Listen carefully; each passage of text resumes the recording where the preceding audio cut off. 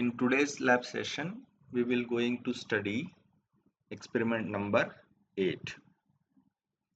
The problem statement for experiment number 8 is to estimate the Hall coefficient, carrier concentration and their mobility in germanium crystal using Hall effect. So as the statement reveal, we will going to measure three important physical parameters in germanium crystal. The parameters are Hall coefficient, carrier concentration and mobility. The phenomena that we will going to use is Hall effect. So let us first understand what is the phenomena of Hall effect is. Hall effect is basically a phenomena that is being observed in semiconducting solids. If you have a piece of semiconductor which is kept in a magnetic field and electric field which are mutually perpendicular to each other, then as per the Lorentz force law, the moving charge inside the piece of semiconductor will experience force which will be in a direction that is mutually perpendicular to both the electric and the magnetic field. This results in the induced EMF across the third mutually perpendicular direction on the two opposite faces of the piece of the semiconductor. For example, if you look into the schematic diagram shown in the right corner, you can see the magnetic field produced by the magnet is horizontal and the piece of semiconductor is also connected to a battery. So you have the direction of the electric field marked by the red color arrow that goes into the direction of the specimen. So if you have the electric field and the magnetic field which is mutually perpendicular to each other, let's say the electric field direction is along the y direction and the magnetic field direction is along the x direction, then we know as per the Lorentz force law, the induced EMF will be in the direction which will be the third mutual perpendicular direction, that will be the z direction, which is marked as the green color arrow. So you can see in the schematic the charge carriers when enter into the semiconducting piece, they exhibits force in the downward direction. Now imagine if instead of a negative charge, the charge used to carry, let's say, a positive charge, then what would have happened? The only difference between the positive charge and the negative charge will be the direction in which they will exhibit the force. In this case, let's say the force exhibited by the negative charge is in the positive z direction, then for the positive charge it would have been in the reverse direction, that will be the negative z direction. So that means if we have a piece of semiconductor which is subject to a mutually perpendicular magnetic and electric field, then the negative charge and the positive charge exhibit force in the third mutually perpendicular direction to the electric and magnetic field. This results into the segregation of the two opposite polarity charges on the third mutual perpendicular direction, that is on the opposite faces of the specimen of the semiconductor. So you can see in this particular schematic diagram your magnetic field direction is inward to the specimen, and your electric field is along the x-axis, that is from left to right. Then the application of these two perpendicular electric and magnetic field is resulted into the lens as per the Lorentz force law. Segregation of the electric and the positively charged holes will be in two opposite upper face and the lower face. This phenomena is referred as the Hall effect, in which when a piece of semiconductor is subject to a mutually perpendicular electric and magnetic field, it results into development of induced voltage in the third mutual perpendicular direction. So, if we have a piece of semiconductor which is subject to a mutually perpendicular electric and magnetic field, then the semiconductor will induce uh, voltage in the third mutual perpendicular direction. This induced voltage is called the Hall voltage, and the phenomena is referred as the Hall effect. Now, this induced Hall voltage is proportional to the applied field. So you can define the Hall voltage VH is equal to RH times A into H by Z. Here RH is referred as the proportionality coefficient, which is called the Hall coefficient. H is the applied magnetic field. Z is the thickness of the specimen, and I is the magnitude of the current which is passing through the sample specimen. So if you rearrange this expression in terms of Hall coefficient, the expression for Hall coefficient will be RH is equal to VH into Z upon IH.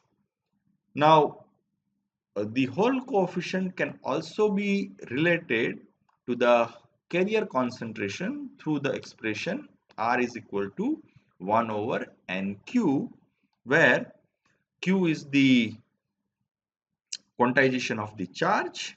So if you know the value of Hall coefficient R, then you can calculate the value of N, which represents the carrier concentration. The conductivity of the material sigma can also be expressed in terms of the Hall coefficient. For that, we use the expression sigma is equal to N times Q times mu, where mu is the mobility of the charge carrier, and we know N times Q is 1 over R. So if you substitute N times Q as 1 over R and rewrite the expression for mu, it becomes mu is equal to sigma times R. So from this expression, you can also compute the value of mobility of the charges inside the given specimen. So what we do in this particular experiment is we will take a piece of semiconductor, kept it in a magnetic field and electric field which are mutually perpendicular to each other, and then we will measure the induced Hall voltage in the third perpendicular direction, from which we will going to compute the Hall coefficient RH. And you know, if the Hall coefficient RH is known to us, then you can find out the carrier concentration from the Hall coefficient as well as the mobility of the charge carriers from the Hall coefficient. So primarily in this experiment, we will measure the Hall coefficient, and by measuring it, we will going to compute the two other physical parameters, which is the carrier concentration of the semiconductor and the mobility of the charge carriers in the semiconductor.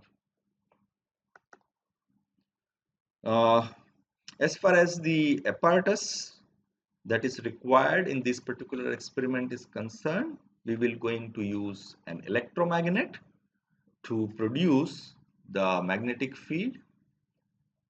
To run the electromagnet, we require constant DC power supply. Once the magnetic field is being produced, you need to measure the magnetic field in the electromagnet. For that, we will going to use the Hall probe and the Gauss meter. The Hall voltage is being measured through setup which is called Hall effect setup. This Hall effect setup is nothing but it contains a digital millivoltmeter and a variable current source.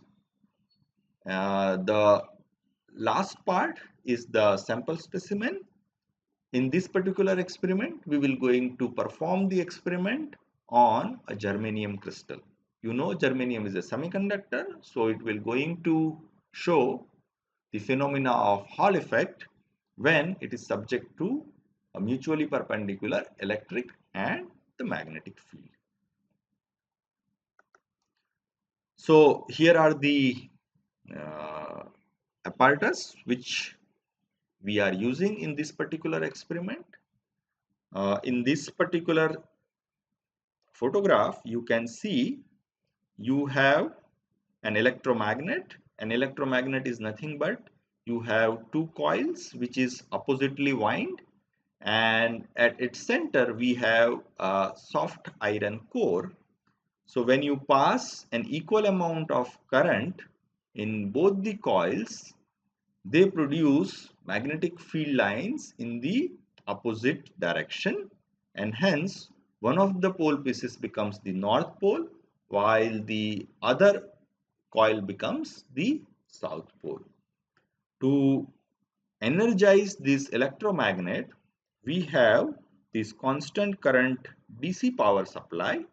So when you pass a known current in the electromagnet, it produces some magnetic field which can be measured with this rod-like structure. This rod-like structure which is going into the pole pieces of the magnet is called the Gauss probe.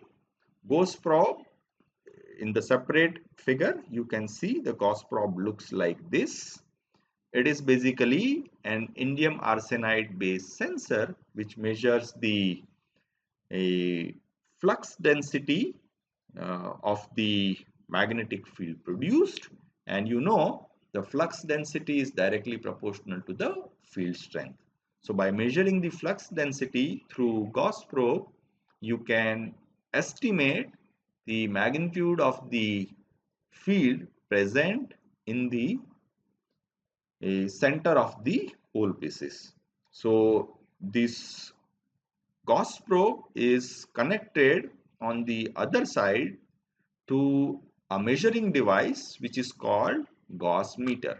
Gauss meter directly gives you the magnitude of the field strength in the units of Gauss, and that is why it is being referred as the Gauss meter. At last, we will going to have measurement of the Hall voltage that will be done on a setup called Hall effect setup, which is nothing but you have two displays. One corresponds to the current and the other one corresponds to the voltage. So what we will do is we will measure the Hall voltage by connecting the relevant probes here, and this particular display will going to give us the magnitude of the Hall voltage. And to produce the electric field in the sample, you have to subject the sample to a known current, and for that purpose we will connect the specimen at these two probes, and we can adjust the current which is going to pass through the sample through this particular probe. So you can pass a known amount of current that will produce an electric field in the crystal, and the magnetic field is already there, so it will induce the hole voltage that we will measure through this particular display.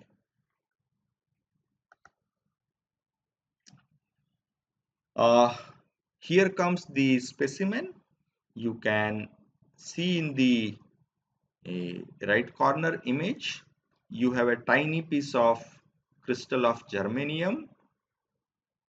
On its surface, we have made 4 metal contacts and they are connected to these 4 wires. What you can see is, out of the 4, you have 2 green wires and 2 red wires. These 2 red wires are connected to the current source. That means they will provide the current to the specimen in a way it will going to produce some electric field across its surfaces. If you closely look, the 2 red color wires are connected along the width of the specimen. So along this direction we will have an electric field, and this specimen will be kept inside the pole pieces in a way that the magnetic field pierces through the thickness of the germanium crystal. So such perpendicular electric field and magnetic field will result in the production of the hole voltage in the third mutual perpendicular direction, which will be the direction that is inside the specimen from top to the bottom. So it will have the induced EMF which will be in the direction which you can measure through these 2 green wires, because the green wires, one is connected at the bottom terminal while the other one is connected at the top terminal of the specimen. So once your specimen is ready, then we will put it in a way that the crystal will stay at the center of the pole pieces, and then we will going to perform the experiment. Remember, the thickness of the specimen is very small. In this particular case, the Z is equal to 0.05 centimeter. We will going to use this in the calculations. The experiment will be performed in 3 parts. In the first part, we will going to perform the magnet calibration. For this purpose, what we do is, first we will keep the Gauss probe away from the electromagnet. At this time, Gauss meter should read 0 Gauss, because when the Gauss probe is away from the magnet, there should be no magnetic field present there. So your Gauss meter should read 0. If it is not displaying the 0 Gauss value, then there is something called zero adjustment switch. You rotate it and adjust its position so that the Gauss meter displays the 0 Gauss reading. Once it is done, your Gauss meter is ready for the measurement of the electric field. Now put the Gauss probe in the center of the pole piece of the electromagnet. Keep the power supply of the electromagnet still in the off state and measure the magnetic field strength on the Gauss meter. Now you might have a question in your mind that if the power supply is on, why the magnet will going to give us the magnetic field? This is precisely the magnetic field in the magnet corresponding to the zero external current. This is because while previous energization cycle of the electromagnet, it has maintained some residual magnetic field into it. So the first reading will correspond to the zero magnet current, and this represents the residual magnetism present in the electromagnet.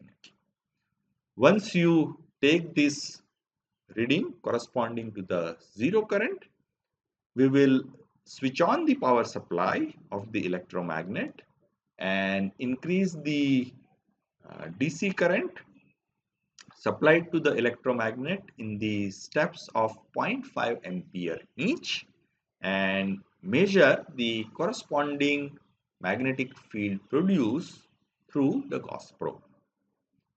So we will keep noting the value of H at the current interval in the step of 0.5 ampere till the maximum current of 4 ampere. Once we complete this observation, we will have a graph of H versus the magnet current Im. It will be a straight line. Find out the slope and intercept of the straight line. From this, you can now find out any unknown magnetic field present in the electromagnet for any given current Im, because you can write the expression for the straight line as y is equal to mx plus c. In this particular case, your y is the magnetic field H and your x is the magnet current Im. So our expression will be H is equal to m times Im plus c. So if you know the value of slope and intercept for any unknown current Im, you can find out the field present in the electromagnet. Why we are doing it like this? Because once you do the magnet calibration, there is no need to measure the magnetic field at the center of the pole pieces with the help of the Gauss meter, because you have to replace the Gauss probe with the sample specimen, and you cannot put both of them together. So in the first phase, we have calibrated the magnet. Now we know for which particular current how much is the magnetic field strength present in the electromagnet. Now in the second part of the experiment, we will going to measure the whole voltage at constant sample current. So what we do is, first we remove the Gauss probe from the center of the pole pieces of the electromagnet and put the sample specimen in the middle of the pole pieces of the electromagnet. Now we will pass some small constant current through the sample specimen. For this, you have to adjust the current on the Hall effect setup, because Hall effect setup is providing the current to the sample specimen. Now vary the magnetic field in the electromagnet by changing the magnet current and note down the corresponding hole voltage developed across the surface of the specimen. So you will continue to change the magnet current, and we know if you continue to change the magnet current, it reflects the corresponding change in the magnetic field inside the electromagnet, and corresponding to that you will have some developed Hall voltage that we will going to measure on the Hall effect setup. Now plot the Hall coefficient VH versus the applied magnetic field H. It will again be a straight line, and if you read its slope, the slope will be the ratio of VH by H. So you can substitute the magnitude of the slope in the expression for Hall coefficient. Since Z, that is the sample thickness, is known to us, and the sample current I, which we have kept constant, is known to us. So by substituting the slope, which is equal to VH by H, into this expression, we will be able to compute the Hall coefficient. So in the part 2, we have measured the Hall coefficient by varying the magnetic field and keeping the current constant. That means your electric field is constant. Now in the third part, we will do the reverse. This time we will going to keep the magnetic field constant and we will vary the electric field in terms of the sample current. So to keep the magnetic field constant, we will keep the magnet current constant. You can adjust it anywhere. So note down the Im and the corresponding magnetic field first, and then vary the sample current in the steps of 1 milliamps each and measure the corresponding Hall voltage on the Hall effect setup.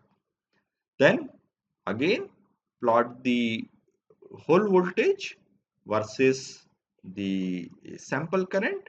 It will be the straight line and its slope will represent the VH by I, since the sample specimen thickness Z and the magnetic field strength that we have kept constant here is known to us. So by substituting the slope of the line in the expression, you can again compute the Hall coefficient.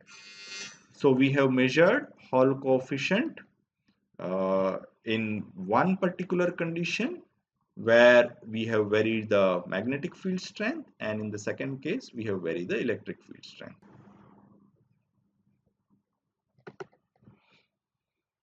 So now let's take a look at calculations.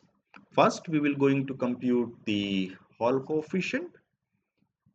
Previously I have explained we have measured the Hall voltage once by keeping the magnetic field constant and once by keeping the sample current constant. So from that we have measured RH1 and RH2 respectively. From that you find out the mean value, which is RH will be equal to RH1 plus RH2 by 2.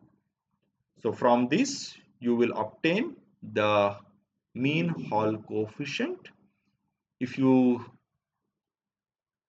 substitute it in the expression for carrier concentration, since Q is known to us and RH we have just computed now, so you can also find the carrier concentration N from this expression.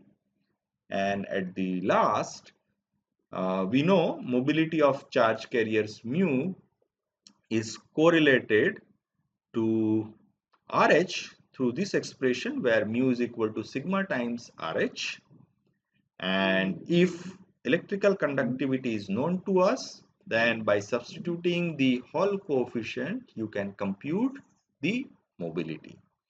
In this particular experiment, the resistivity of the sample specimen is given to you. We will have a separate experiment in which we will going to learn how to measure the resistivity of the semiconducting specimen. But at this point, let us say the resistivity is known to us. So you can substitute the corresponding conductivity value by taking reciprocal of the resistivity. The RH we have just computed. So by substituting the value of sigma and RH, you will be able to measure the magnitude of mobility of charge carriers mu. So we have understood how to compute Hall coefficient, carrier concentration and mobility of the charge carriers. Report them at the end of your experiments, and I urge you to visit the LMS page and also take a look at the demonstration video.